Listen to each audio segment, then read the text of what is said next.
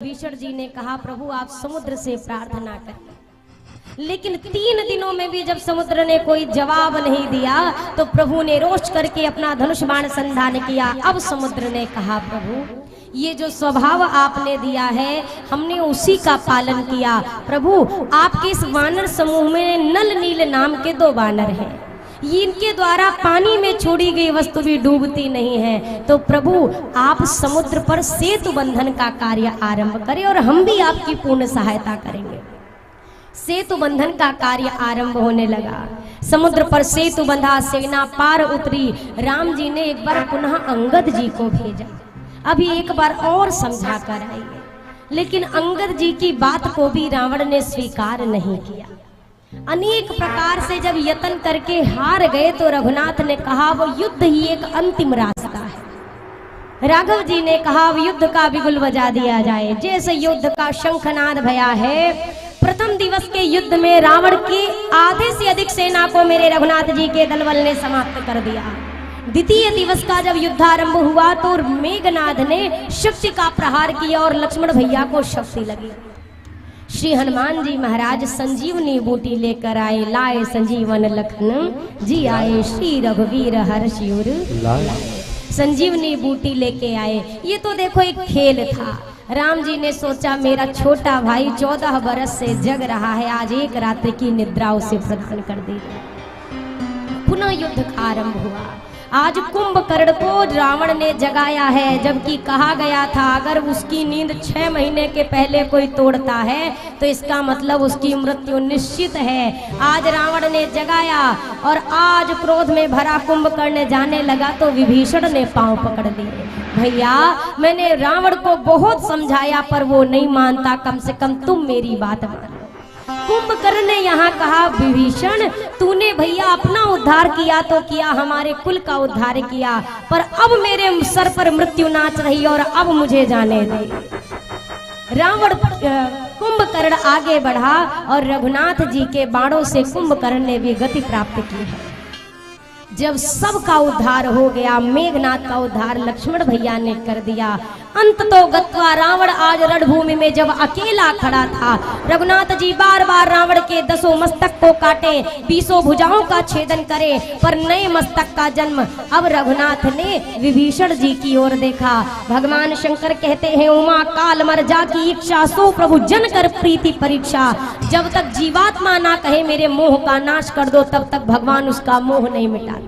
गोस्वामी जी कहते हैं काटत बढ़ई शीश समुदायी, जिमि प्रति लोभ लाभ अधिकाई। काटत बढ़ई शीश समुदायी, जिमि प्रति लोभ लाभ अधिकाई। उमा काल मर जा की इच्छा, सो प्रभु जन कर प्रीति परीक्षा।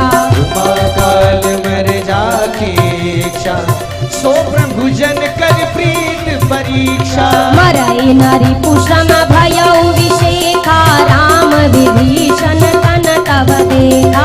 मरई नरि पुषम भयउ विशेखा, राम विभीषण तन तब देखा। राघव ने देखा इसकी मृत्यु नहीं होती, विभीषण की ओर देखा। विभीषण जी ने कहा प्रभु इसके नाभि में अमृत कुंड है, जब तक इसका शोषण नहीं होगा रावण की मृत्यु होने वाली नहीं है। अरे खुश हो जाइए, रावण मरने वाला है, जरा बजाओ ताली। रघुनाथ ने अपने धनुष पर एक साथ 21 बाणों का संधान किया है। लक्ष्य साधा नाभि कुंड का। और गोस्वामी जी कहते हैं नाभि कुंड पीयूष बसया, नाभि कुंड पीयूष बसया, नाथ जियत रावण बल का के, नाथ जियत रावण बल का के। सायक एक नाभि सरसोषा, सायक एक सरसोषा। अपर लगे भुज सिर करि रोषा, अपर लगे भुज सिर करि रोषा।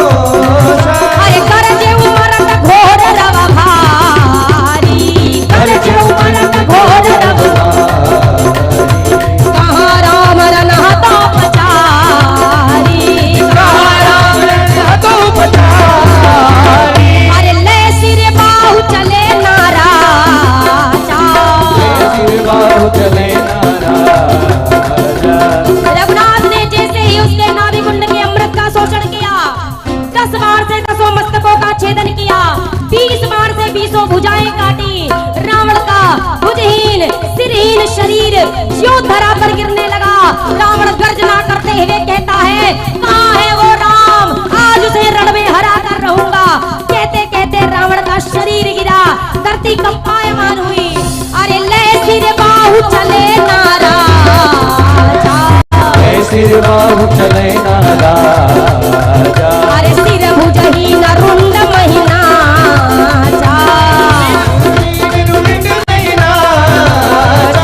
डोली भूमि गिरत दस कंधर, डोली भूमि गिरत दस कंधर, क्षुभित सिंधु सरिते गजभूधर, सिंधु सरिते गजभूधर। जैसे रावण को गति प्रदान की, त्रैलोक में जय जयकार हो उठी। बोलिए सियावर रामचंद्र की। लक्ष्मण जी को भेज करके रघुनाथ जी ने विभीषण जी का राज तिलक कराया। अति आदर के साथ विभीषण जी ने मैया को राघव जी के समीप पहुंचाया है और आकाश से पुष्पक विमान से वस्त्राभूषण वर्षण किए, वानरों ने धारण किया, इंद्र ने अमृत का वर्षण किया। इसके उपरांत पुष्पक विमान में बैठकर अपने मुख्य सखागणों के साथ मेरे रघुनाथ जी अयोध्या की ओर प्रस्थान करते हैं। अब मार्ग में हर एक वो जगह अयोध्या के निकट पहुंचते पहुंचते रघुनाथ जी दिखाते हैं और कहते हैं, हे विभीषण, हे सुग्रीव, ये मेरी परम प्राण प्रिय अयोध्या है। हो मुझे प्राणों से भी प्यारी है ये अवधपुरी, मुझे प्राणों से भी प्यारी है ये अवधपुरी, मुझे प्राणों से भी प्यारी है ये अवधपुरी, मुझे प्राणों से भी प्यारी है ये अवधपुरी। सुनो जामवंते बजरंग बली, सुनो जामवंते बजरंग बली, मुझे प्राणों से भी प्यारी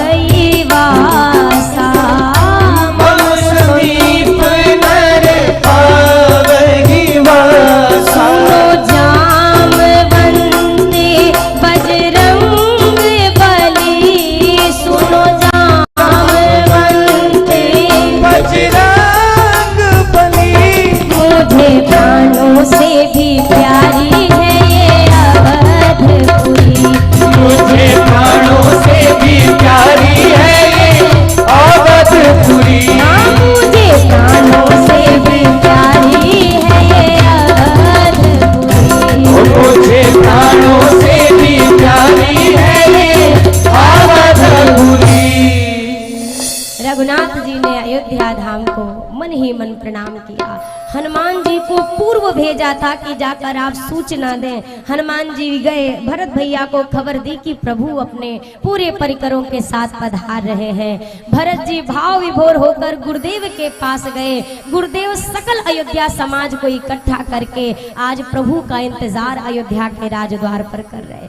देखते देखते पुष्पक विमान आकाश से नीचे उतरा। रघुनाथ ने उतरते ही सबसे पहले अयोध्या के रज को अपने मस्तक पर लगाया, धराधाम को प्रणाम किया, फिर गुरुदेव से मिले और उसके उपरांत सबसे पहले जाकर अपनी कैकेयी माँ को अपने गले से लगाया। गले से लगाकर प्रभु ने सिद्ध कर दिया कि इस संसार में मेरी मैया कैकेयी को दोष देने वाला कभी मेरा प्रिय नहीं हो सकता है। भीतर गए, रघुनाथ जी ने अपने हाथों से भरत जी की और लक्ष्मण जी की जटाओं को सुलझाया। स्वयं स्नान करके सुसज्जित हुए। किशोरी जी को माताओं ने श्रृंगार से सुसज्जित किया। 14 वर्षों के उपरांत जब आज रघुनाथ को इस दिव्य वेशभूषा में गुरुदेव ने देखा, गुरुदेव का मन अनुराग से भर गया।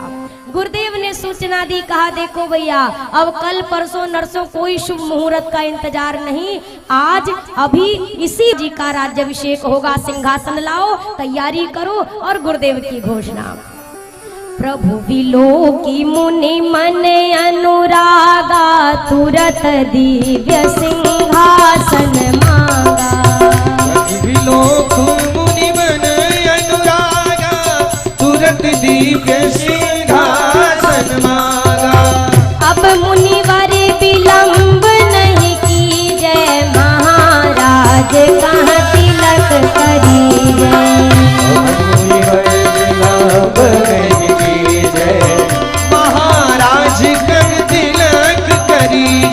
जनक सुता समेत रघुराई, पेखी प्रहर्षि मुनि समुदाय। जनक सुता समेत रघुराई, पेखी प्रहर्षि मुनि समुदाय। गुरुदेव ने आदेश दिया, रघुनंदन शीघ्रता से सुसज्जित होइए। अयोध्या का राज सिंहासन सजा दिया गया। प्रभु श्री सीताराम जी को उस राज सिंहासन पर विराजमान होने का आदेश दिया। जैसे श्री सीताराम जी अवध के राज सिंहासन पर विराजमान हुए, सबसे पहले गुरुदेव वशिष्ठ भगवान आगे बढ़े और आज रघुनाथ जी के भाल पर राज्याभिषेक का तिलक सुशोभित किया। प्रथम तिलक वशिष्ठ मुनि की,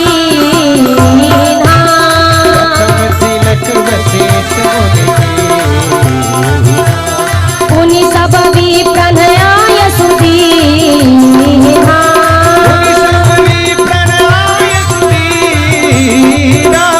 सुत विलोकी हर्षि महतारी, सुत विलोकी हर्षि महतारी। बार बार आरती उतारी, बार बार आरती उतारी। सिंहासन पर त्रिभुवन साई, सिंहासन पर त्रिभुवन साई। देखि सुरन दुंदुभि बजाई, देख सुरन दुंदुभि बजाई। राम राज बैठे त्रैलोका। सब गाइए। बैठे त्रैलोका, हर्षित भय गए सब शोका। हर्षित भय राजा राम राम राम, राजा राम राम राम, राजा राम राम राम, राजा राम राम राम, राजा राम राम राम, राजा राम राम राम, राजा राम राम राम, राजा राम राम राम। बोलिए राजा रामचंद्र की, राजा रामचंद्र की, सियाम महारानी की, सियाम महारानी की। अरे बैठिए, आपको किसने बोला खड़े होने को? हैं? आप तो उधड़ गए 1 मिनट में चींटी की तरह। बैठिए बैठिए बैठिए बैठिए, विराजिए, सब विराजिए विराजिए। अरे 2 मिनट और, आप तो बड़े अच्छे श्रोता हैं, ऐसे कैसे? विराजो विराजो। राज तिलक भैया प्रभु का सुंदर राज्याभिषेक, राम राज्य की स्थापना हुई त्रैलोक्य भर में। जय जय घोष हुआ, आनंद मंगल हुआ।